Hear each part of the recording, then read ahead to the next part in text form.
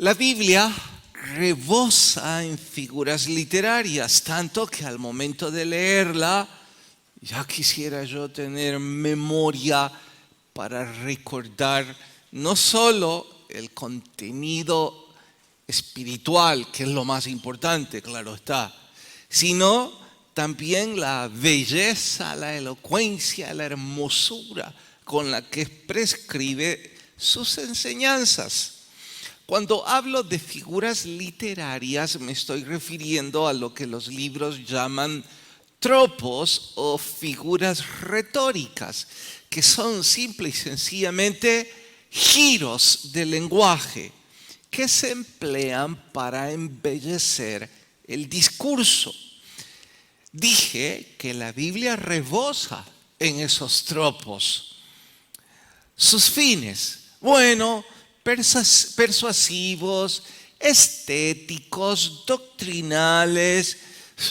Es un catálogo enorme que al buen orador le da herramientas increíbles. Pero note que dije al buen orador, y yo estoy bien lejos de acercarme a esa descripción. Voy a darles 2 o 3 ejemplos de un tropo, una figura retórica. Seguro las usan, seguro las han leído, seguro las han escuchado, pero nunca antes la identificaron probablemente como tal. Bueno, voy a empezar con el ejemplo que los libros llaman personificación. ¿Qué es eso? Es una figura. No olvide que las figuras son giros del lenguaje. Así es que es un giro de lenguaje en el cual se le atribuyen propiedades humanas a cosas inanimadas o a animales. A eso se le llama personificación. A una cosa darle atributos humanos. Voy a darles un ejemplo y ustedes van a intentar interpretar la figura. Por supuesto, el ejemplo es bíblico. Yo estoy hablando de hermosura bíblica, no solo literaria, aunque es lo mismo al final, En fin, descubran la verdadera entidad de lo que estoy por hacer. Dicho de otra forma, voy a hacer un giro a mi lenguaje y es vuestra tarea identificar la personificación. ¿Entienden lo que van a hacer? Sí. Bueno, listos. Habito con la cordura. Conmigo está el consejo y el buen juicio. Yo amo a los que me aman y me hallan los que temprano me buscan. ¿Ok? La personificación. Empiezo por darles una pista. ¿Es hombre o mujer? ¿Hombre? ¿Mujer? Los que creen que es hombre, mano arriba. Y los que creen que es mujer, la mayoría. Bueno, ahora denme el nombre de esta señora. Exacto, eso es personificación. Un ente, una idea, una concepción inanimada por sí sola, se le da vida. En este caso se convierte en una señora. ¿Por qué se hizo el giro del lenguaje? Para embellecer, para volver elocuente la enseñanza, que al final de cuentas, ¿cuál es la enseñanza de esta señora? No, la enseñanza no es buscar la sabiduría. La enseñanza de esta frase, ¿cuál es, hermana Cinia? Que está disponible, que los que la buscan temprano la encuentran, que ella habita con la gente cuerda. Ese es el corazón.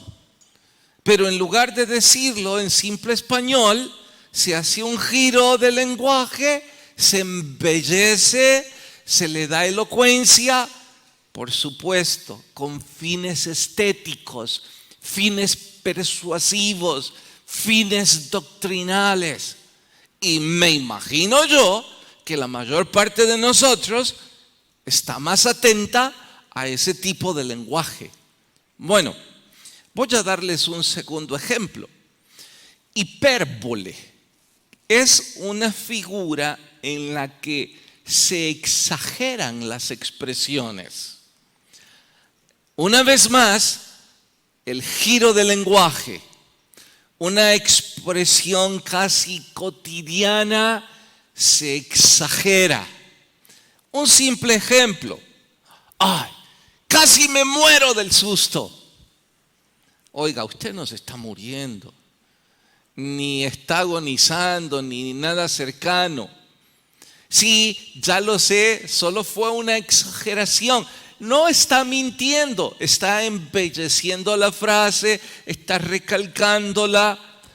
¿Qué es lo que persigo cuando digo casi me muero del susto? Fue un gran susto. Pero al decirlo de esa forma, como que se enriquece. Bien, ahora voy a usar lo que nos atañe. Voy a usar una hipérbole bíblica. Así es que, al igual que el ejemplo anterior, identifíquenla. Traten de definirla y traten de rasgar la enseñanza. 3 cosas me son ocultas y tampoco sé la cuarta. El rastro del águila en el aire, el rastro de la culebra sobre la peña, el rastro de la nave en medio del mar y el rastro del hombre en la doncella. Bien, ¿dónde está la exageración? ¿Dónde está la hipérbole? Ahora fue más difícil, pastor. Es que deben recordar la definición. Hipérbole es la exageración de las cosas. A ver, hermana Cinia.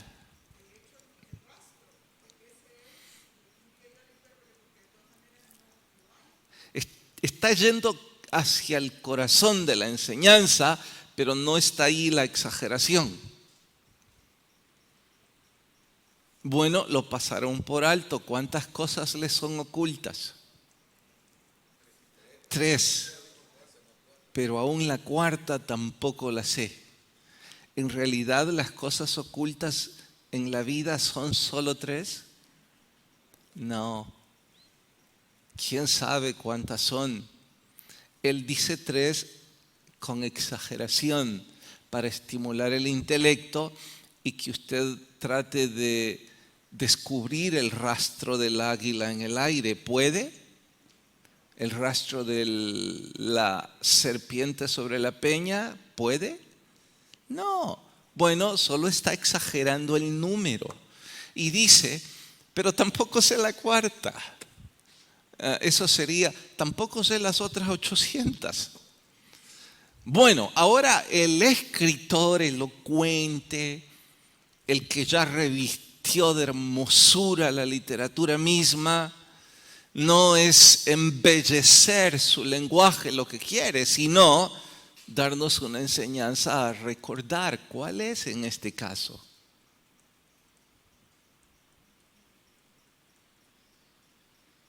¿Notan? Se perdieron. Buscaron el rastro del águila en el aire y perdieron el rastro de la enseñanza. ¿Cuál puede ser? Creo que no enfaticé, y es mi culpa, la cuarta cosa desconocida: el rastro del hombre en la mujer. Lo que él está diciendo es que no puede descubrir a la mujer adúltera. Y si leyeran todo el contexto, leerían que dice: así es el proceder de la mujer que engaña.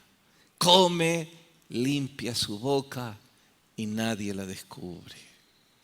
Wow. Bueno, insisto,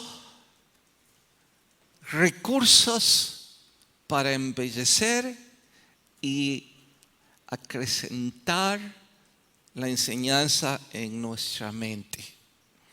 ¿Pueden imaginar a alguien que recuerde cada una de estas enseñanzas? ¿Pueden imaginar a alguien que recuerde el 20% del libro de los Proverbios? Es un tesoro inmensurable. Pero ¿pueden imaginar un orador haciendo uso de ese innumerable catálogo de figuras? Símiles, sinécdoques, metonimias, metáforas, parábolas, hipérboles. Ahora, ¿saben por qué la mayor parte de predicadores renuncian o renunciamos a este tipo de lenguaje y optamos más bien por una manera de hablar coloquial, casi corriente? ¿Por qué? ¿Quiere alguien sugerir? ¿Por qué los predicadores renunciamos al lenguaje que antes describí y optamos por el coloquial y casi corriente? ¿Sí? ¿Para ser más inclusivo? Sí, entiendo. Para que todos entiendan mejor. ¿Significa entonces que la Biblia usó un lenguaje para excluir? Pero es que la Biblia es la que rebosa en estas figuras. Yo no rasgué estas figuras ni estoy diciendo que ese catálogo está en literatura secular. Estoy diciendo que la Biblia está rebosando, y rebosar es sobrepasar el límite de su depósito. Es decir, si la Biblia es un envase, ese envase está derramando figuras retóricas. De ahí que en alguna primera instancia pensé como usted. Bueno, probablemente los oradores prefieren el lenguaje común, coloquial, porque ese es un poco más sencillo de entender. Probablemente se llega a más personas y por eso hermano Renato dijo inclusivo. Pero yo mismo refuté la idea porque no creo que la Biblia esté excluyendo y que ocupe todas esas figuras para no ser entendida. De hecho, ¿cuántas parábolas nuestro Salvador enseñó? ¿37? Me olvido, no hagan eco del número, pero no es menos de 30, ¿eh? Así es que diremos que nuestro Señor era excluyente en su oratoria. No, ¿verdad? Entonces repito la pregunta. ¿Por qué los oradores prefieren el lenguaje corriente, no el de nuestro Señor? Porque el de nuestro Señor, que es nuestro ejemplo a seguir, está revestido de hermosura. Y los otros 50 y no recuerdo cuántos escritores sacros tampoco usaron el lenguaje corriente. Así es que, ¿por qué nosotros sí? A ver. ¿Nadie quiere opinar más? ¿Sí? Porque no es necesario esforzarse para hablar de forma corriente. Para usar este lenguaje es necesario estudiar, sacrificarse, entregarse, poner un poco más de su parte, llevar la mía, llevar la carga 2 millas más. Y con la excusa de que ese es mi español, el corriente, el coloquial, la jerga donde hablan mis amigos, pues los oradores, algunos de nosotros, en total desgano, preferimos el extremo opuesto del que la Biblia ocupa. ¿Por qué esta no corta introducción? Bueno, tengo dos cosas que decir antes del estudio de hoy. La primera es que Moisés también revistió su escritura con recursos retóricos hermosísimos. Sí, cierto que cuando estaba escribiendo las leyes, elocuencia es lo último, pero porque se trata de cláusulas. No podía poner sinécdotes en una ley. Pero cuando no se trataba de eso, buscaba embellecer, buscaba que su enseñanza llegara al corazón y que quedara ahí. Prueba de ello es que hoy vamos a estudiar lo que los estudiosos dicen es, si no la más poderosa, una de las más poderosas técnicas de memorización. Justo antes de morir, Moisés dio su discurso final y lo dio en un canto. ¿Cuál es la herramienta de memorización casi por excelencia? Los cantos. Por eso es que Moisés dio su discurso con un canto. Sorprendente, ¿no? Ahora, se los demostraré fácilmente. Yo puedo ahora mismo empezar a citar versos de canciones desde los años 60 y avanzar de 10 en 10 y estoy seguro que voy a provocar el corazón de casi todos. ¿Saben por qué no lo haré? Porque el púlpito no es para estimular su paganismo, pero lo conseguiría fácilmente.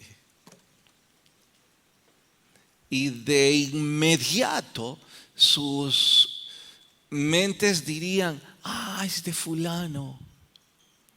Sin dejar de mencionar que algunos hasta sus corazones volverían a palpitar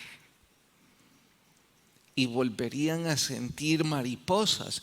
Si cito la canción con la que usted se enamoró, o en lugar de mariposas, algunos sentirían gastritis al pensar en ese mal recuerdo. Pero se estimularía. ¿Y saben qué es lo peor? ¿Y lo saben de sobra? Que cuando el culto terminara, se subieran al carro, de la nada, estarían tarareando ese canto. Porque es como si se tratara de un disco duro dentro de su mente o de su cuerpo, qué sé yo, en donde se tocó ese campo magnético y el pastor dijo una frase que lo tocó y empezó a correr. ¡Fum!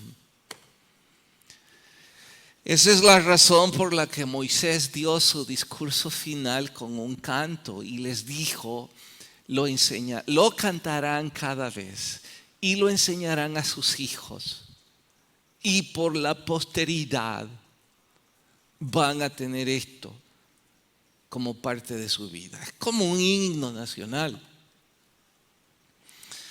Como quisiera tener una pizca de músico para intentar enseñarles el canto, pero lo cierto es que no tengo nada de eso. Y hasta donde yo he leído, no tenemos música de este canto, no tenemos métrica, no tenemos nada y tampoco creí atinado hacer correr a los músicos de nuestra iglesia y decirles, pongan música a esto. Insisto, me hubiese encantado y todavía no sé por qué, o yo no he descubierto un canto que esté inspirado en ese capítulo, o por alguna razón los que son músicos no lo han encontrado. No sé. Esa es la primera razón por la que les he dicho sobre las técnicas de memorización. Las figuras retóricas o los tropos no son únicamente para embellecer y para volver poetas a los que hablamos de forma corriente. Los tropos y las figuras literarias son para estimular el intelecto, para memorizar, para recordar, para que cuando más lo necesitamos, venga y nosotros lo podamos practicar. Por ello introduje con eso. Pero les dije que tenía dos motivos. ¿Cuál es el segundo? Bueno, desde luego que pretendo estimularles, excitarles, animarles, exhortarles. Y si pudiera y no funciona todo lo anterior, obligarles a utilizar herramientas, técnicas para memorizar la palabra del Señor. Porque eso nos va a hacer no solo amar su palabra, sino más bien practicarla, que es lo que tanto necesitamos. Yo quiero creer que la mayor parte de ustedes comparte conmigo que cuando leí esas dos figuras, que son proverbios ambos, por cierto, comparten conmigo el hecho de que son enseñanzas hermosas, llenas de elocuencia. Sí, pero si cuando regresamos a nuestras casas no podemos usarlas o no las recordamos, ¿de qué nos sirve? De hecho, ahora mismo les pregunto, ¿cuál fue la primera?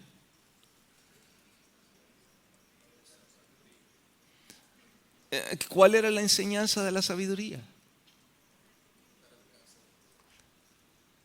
Bueno, notan, algunos ya ni se acuerdan. Lo único que algunos recuerdan es el rastro de la mujer que engaña.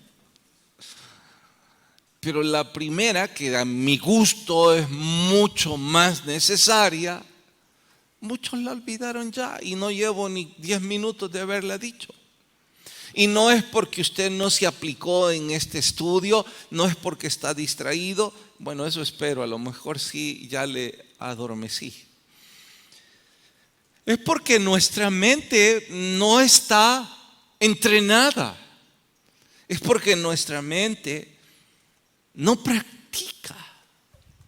Y por eso mi segundo propósito era animarles, excitarles, empujarles, exhortarles a memorizar y repetir la Biblia. Ahora, les tengo que decir que yo he fracasado un poco en cuanto a la técnica de darles un verso de memoria por semana.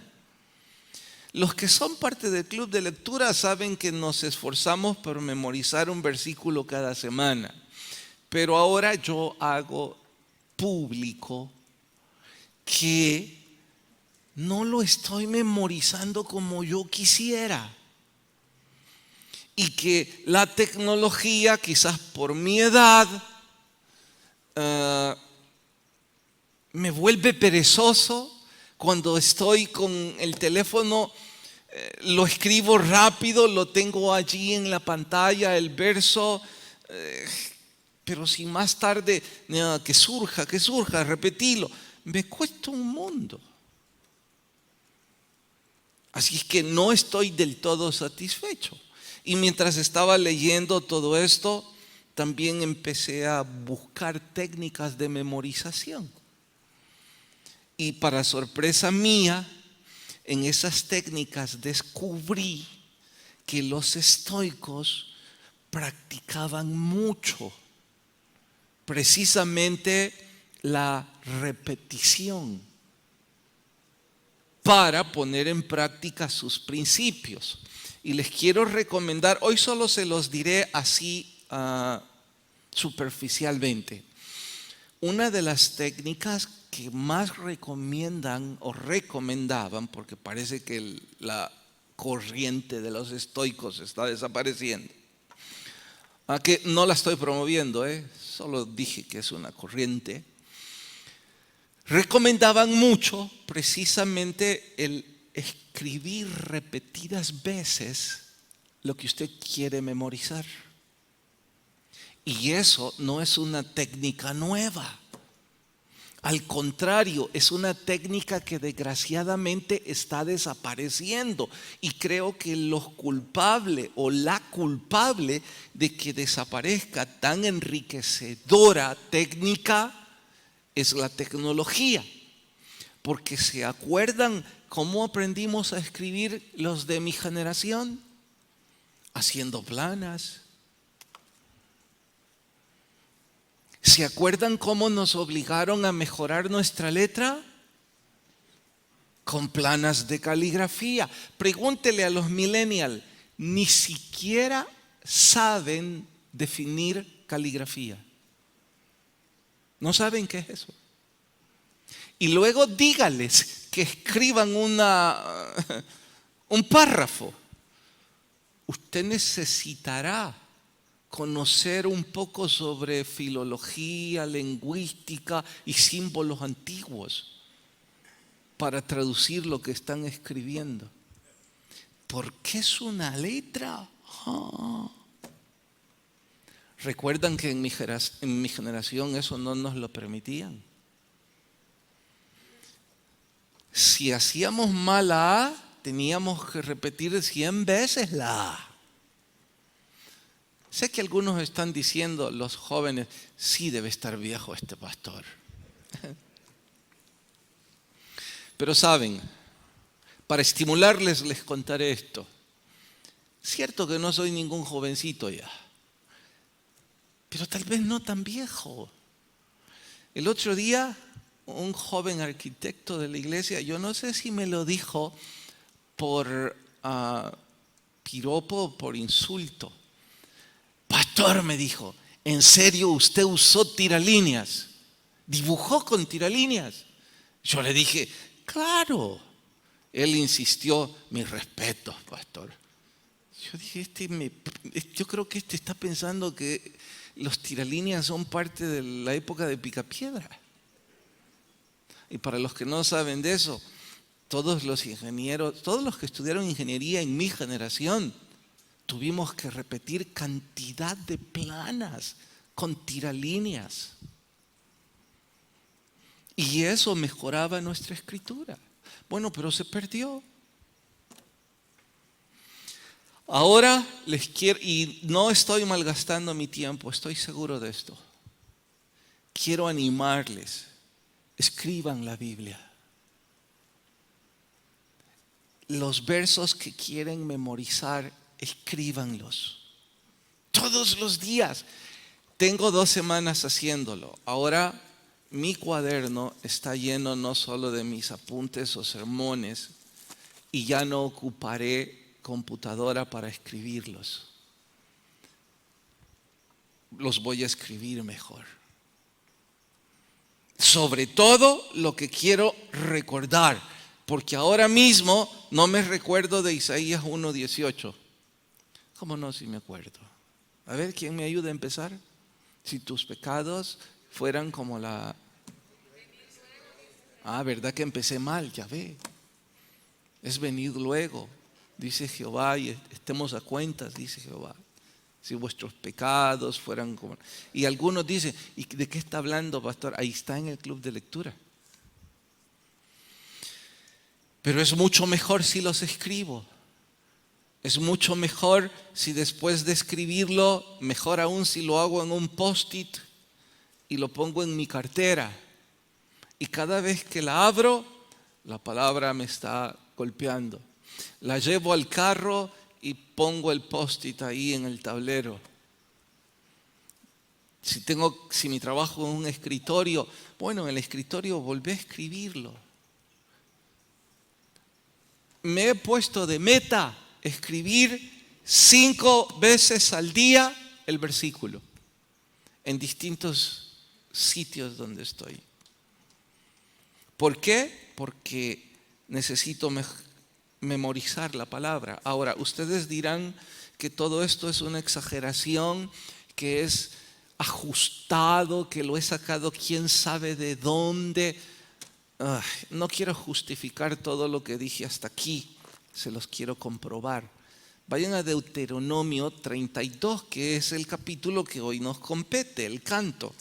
Lo que pasa es que como no puedo enseñarles a cantar todo esto, pues estoy intentando hacer lo que Moisés intentó hacer, que recordaran, que memorizaran Deuteronomio 32. Vayan al verso 46. ¿Lo tienen? 32, 46. ¿Ya? Empecemos desde el 45. No, desde el 44. Vino Moisés y recitó todas las palabras de este cántico a oídos del pueblo. Paren. Bueno, quizás no cantaba, porque dice que lo recitó. A mí se me ocurrió hoy, mientras estudiaba, ¿y si recito algo? Pero después dije, no voy a dar lástima. Así que sigo, y recitó todas las palabras de este cántico a oídos del pueblo, él y Josué, hijo de Nun. Y acabó Moisés de recitar todas estas palabras a todo Israel. Esto es lo que debemos recalcar. Y les dijo: aplicad vuestro corazón a todas las palabras que yo os testifico hoy, para que las mandéis a vuestros hijos, a fin de que cuiden de cumplir todas las palabras de esta ley, porque no es cosa vana, es vuestra vida. Y por medio de esta ley haréis prolongar vuestros días sobre la tierra donde vais. Bueno, paren. ¿Notan que no he estado ajustando nada? Sino que lo he encaminado hacia ese verso. Aplicad vuestro corazón. Y yo me dije, ¿y cómo puedo empujar a los que estudian la Biblia conmigo a aplicar su corazón a este canto? Bueno, intenté hacerlo ya. ¿Qué voy a hacer ahora? Dividirles el canto, no desde el punto de vista de un músico o un poeta, sino de un simple lector, de este incompetente pastor que ustedes tienen, el cual lo único, no sé si sé hacerlo, pero lo hago cada semana. ¿Qué?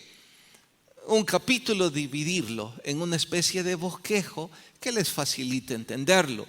Entonces, ¿qué es lo que hice? Leí todo el canto, intenté cantarlo y me puse a llorar. Pero no por el contenido, sino porque yo no pude cantar nada. Así es que lo dividí como un bosquejo.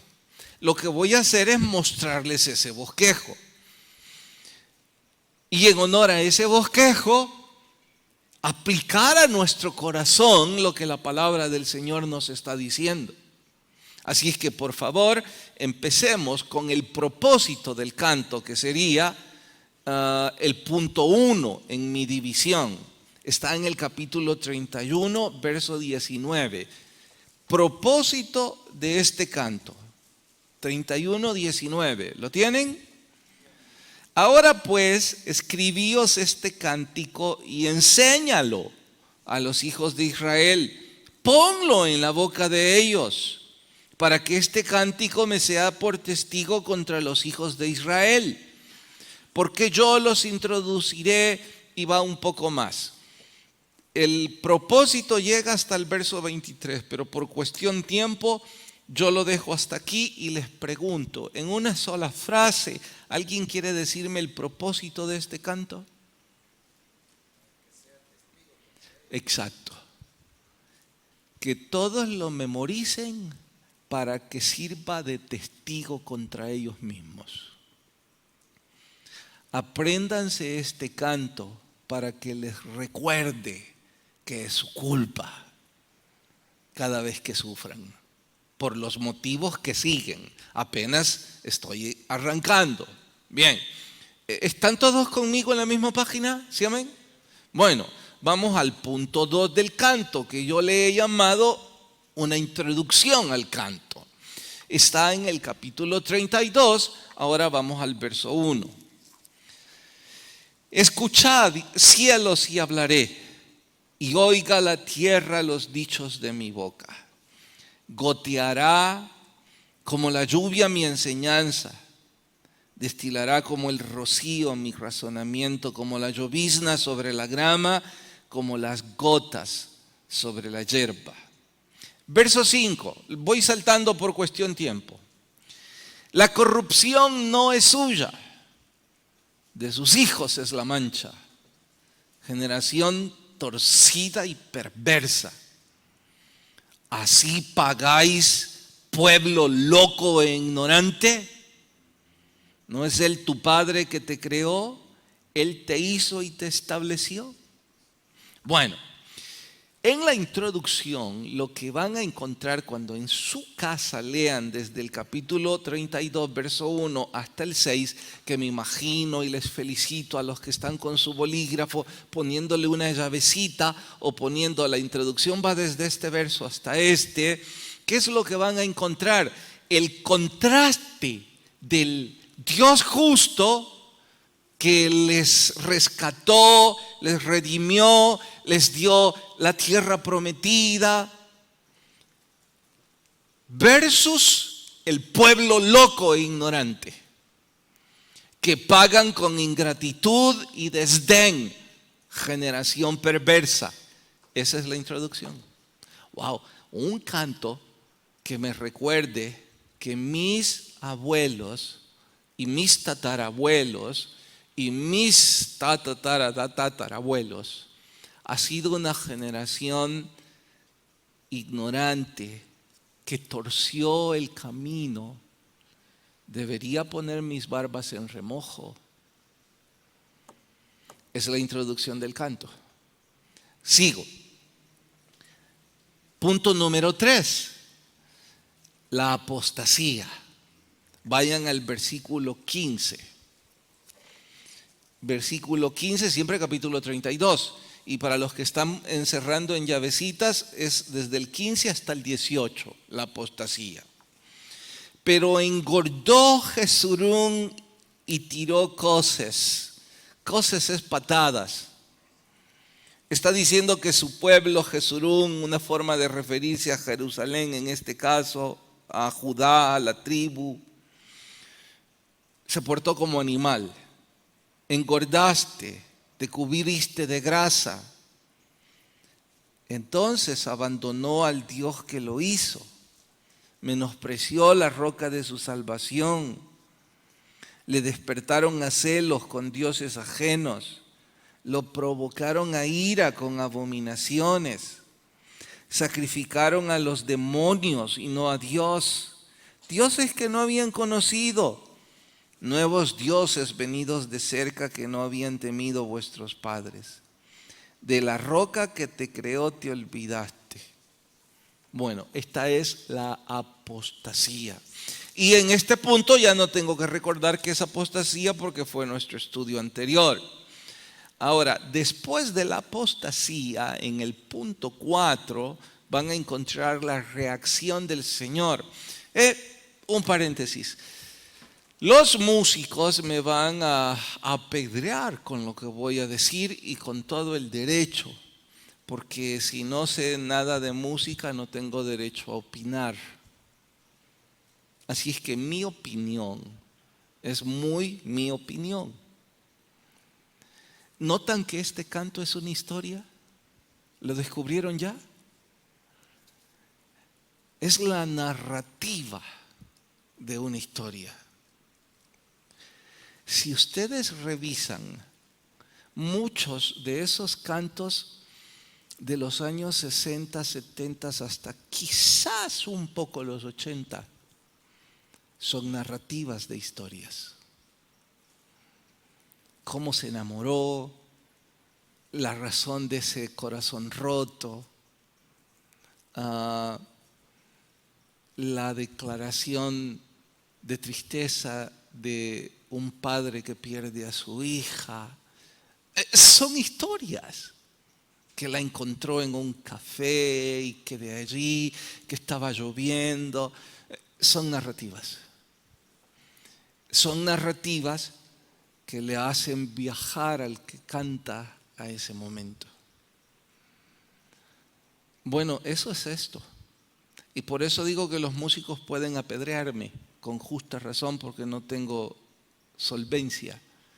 Pero qué hermosas son esas melodías que llevan historias, que nos transportan, y más cuando son historias bíblicas, que a mi gusto contrasta con la vana repetición, en donde no entendí mucho de lo que dije.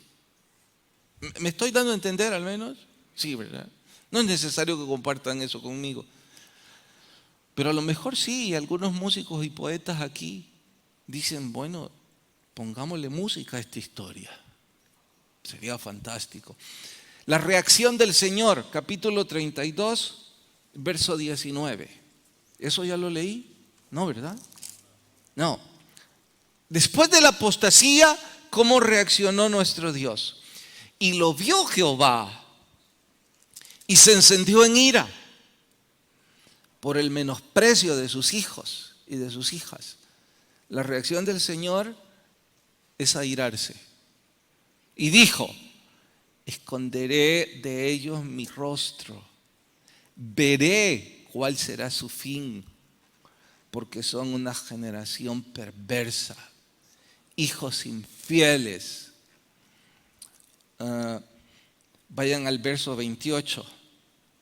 Claro que yo esperaría a esta altura que están ansiosos de leer todo el capítulo. De hecho, me estoy saltando versos hermosos como el 25. No lo iba a leer, nada más la expectativa. Por fuera desolará la espada y dentro las cámaras el espanto. Así el joven como la doncella. Pero bueno, mejor salto. Vamos hasta el verso 28. Porque son nación privada de consejos y no hay en ellos entendimiento. Aquellos que tienen sus corazones y sus oídos cerrados a los consejos de la palabra de Dios, que no la memorizan. Ojalá fueran sabios que comprendieran esto y se dieran cuenta del fin que les espera. Wow. Ojalá fueran sabios. ¿Saben? Si este inútil predicador consiguiera que ustedes tomaran la determinación de aprender proverbios, todo lo demás que digo ya no le presten atención. Eso sería mucho más que suficiente. Ojalá fueran sabios para comprender eso. Con esto estoy diciendo que si alguno de ustedes dice, me aburrió el pastor hoy, fantástico, pero memorice la Biblia. Eso es bastante más que lo que cualquier orador pudo haber enseñado. Y finalmente, concluye en el verso 34, que esto es el capítulo 5 entonces, en mi división, la conclusión. Versículo 34. ¿No tengo yo esto guardado conmigo, sellado en mis tesoros? Mía es la venganza y la retribución. A su tiempo su pie resbalará, porque el día de su aflicción está cercano, y lo que les está preparado se apresura. Porque Jehová juzgará a su pueblo y por amor de sus siervos se arrepentirá. De amor a sus siervos, siervos, cuando viere que la fuerza pereció y que no queda ni siervo ni libre. Allí es donde yo termino mi corta disertación, animándoles a que memoricemos esta semana el verso 46. Y les dijo: aplicad vuestro corazón a todas las palabras que yo os testifico hoy, para que la mandéis a vuestros hijos, a fin de que cuiden de cumplir todas las palabras de esta ley. Debo escribir cuando menos 5 veces al día ese versículo. Aplicad vuestro corazón a todas las palabras que yo os testifico hoy. Escuché a un terrible descabellado esta semana decir en público, claro, tiene muchos seguidores y muchos oyentes, decir que él es 100% cristiano, pero que cree en la reencarnación. Yo dije, ¿cómo puede alguien estar tan loco? Eso es como decir, el agua y el aceite se entremezclan. No puede ser. Eso es como sugerir que agua y fuego son lo mismo. Pero ¿sabe por qué dicen tantas tonterías? Porque no conocen nada de este bendito libro. Tienen una experiencia religiosa, digamos. Incluso digamos buena, pero sin raíz. Entonces viene el malo y como no tiene raíz, carcome todo lo que está afuera. Estoy usando parte de la parábola del sembrador para decir que la única forma en como usted y yo podemos echar raíz es estar cerca de la fuente. Que ese tronco que ha sido sembrado eche raíces y que toque una corriente de agua viva para que se alimente y pueda dar frutos. De ahí que yo les anime. Si usted y yo no estamos bebiendo del agua viva que está aquí, no podemos conocer a nuestro Señor Jesús, no podemos dar fruto. Y una alocada experiencia religiosa, por buena quizá que pueda ser, no nos hará echar raíces. Se necesita disposición, determinación, se necesita escribirlo, recordarlo, ponerlo en práctica para que dé fruto. Es decisión suya. Oramos.